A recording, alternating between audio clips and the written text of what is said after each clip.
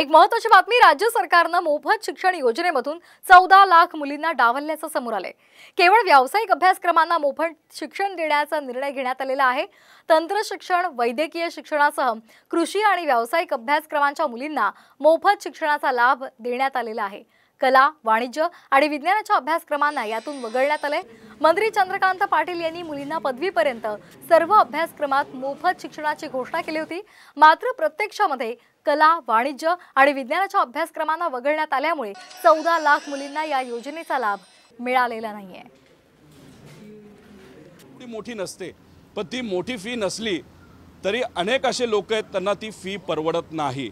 आता मी हे कसं सांगू शकतो, कारण का मला लोक भेटतात आणि म्हणतात की 10,000ची फी, 5,000ची फी सुद्धा आम्हाला परवडत नाही। त्यामुळे सरकारने थोडासा पुढाकार घ्यावा आणि हे सगळे जे कोर्सेस आहेत ज्याच्यात आर्ट्स, कॉमर्स हे सुद्धा त्याच्यामध्ये समाविष्ट व्हावेत। आणि आता जे भ्रष्टाचार मी इथं सांगतो ते हजारो कोटीचे भ्रष्टाचार आहेत। ॲम्ब्युलन्सचा 5,000 कोटीचा भ्रष्टाचार मी सांगितला आहे।